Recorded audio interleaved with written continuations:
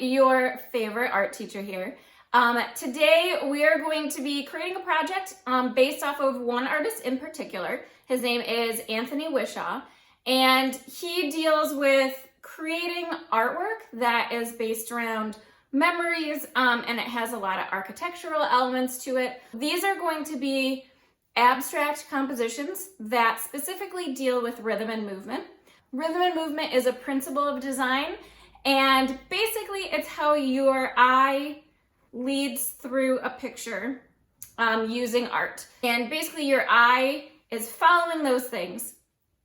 And those are all decisions that artists make in order to help the viewer follow through the picture. This composition is going to be focused on a specific place in your life that has a memory for you. So it's going to deal with architecture a little bit, but it's more focused on memories. So for your sketchbook, you just need a few things. The very first thing you're going to do is think of a place that has a very strong memory for you, and then write down some of the things that come to mind when you think about this space. The first thing we're going to do is cut a page out of our sketchbook. You can also use loose paper if you have that laying around. And this is going to be used to start drawing one of two illustrations that will then be chopped up and used in a collage where we're going to actually figure out our composition. And when you're doing this, this can just be a loose sketch. So this does not have to be a perfect drawing. It does need to be something that you can tell what it is for when we do end up cutting it, which I'll explain later in the video, but it does not have to be a perfect illustration. So like I said, I'm drawing two illustrations.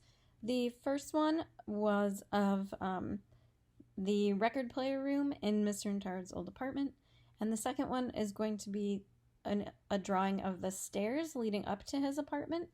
And I do want to focus on value because value is going to come into play when we create our final piece. Now that we have our two drawings done, we are going to start cutting them out. And what I did, I started to cut them out, and then I realized that if I really want this drawing to have emphasis on rhythm and movement, then I wanted to sketch out what I think that could have looked like prior to cutting them out. So you'll see me start to some things down, and then I go over and start to kind of sketch out just what I want it to look like, and then I come back to cutting it out. Now that I have this collage of my drawings done, you can see that it does have a pretty good emphasis on rhythm and movement. Your eye is immediately kind of led to that record player area because not only is the lightest part in the drawing, but the paper airplanes are leading your eye down there. And then your eye follows the kind of arched wall in that room up to the stairs that are on the top of the drawing, and you follow those stairs to the doorway and then back down to where the paper airplanes are.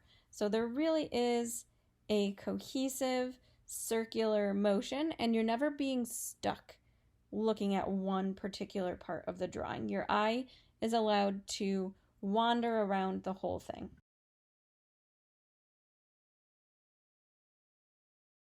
So we will be using a few different pieces of charcoal for this project. The first one is vine charcoal. Vine charcoal is very, very soft. It's very, very light. It's easy to smudge. And I want you, right in your sketchbook, to try out the different types of charcoal so you get a good feel. You can smudge with a tissue. You can smudge with a blending stick. So there's multiple different things you can use. The second thing we'll be using is compressed charcoal. Now you'll notice when you use this that it's very, very dark. This will be used for your darkest areas. So we are actually going to use this last in our picture. You'll notice that it does smudge and it can erase well, but it is very dark. I also end up using a charcoal pencil and a piece of white Conte crayon for the highlights. So what I do first is I start loosely sketching in my drawing. I am going to smudge this a little bit afterwards, but there are areas that I want to keep really light. So I'm not going to smudge over everything necessarily. I do keep that one area that has the record player in it without anything on it because that area I want it to stay very light. I also go back in with my eraser and do a little bit of subtractive drawing. Then I kind of go back in and re-block in my stairs.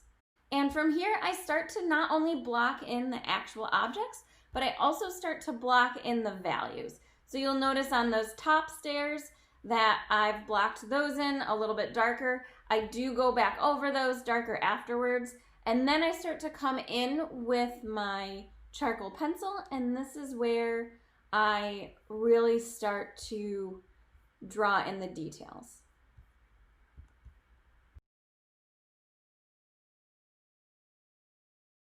You'll notice that I also start to use a piece of paper and put it over parts of the drawing. This is so I do not smudge my hand all over the drawing and smear it with me.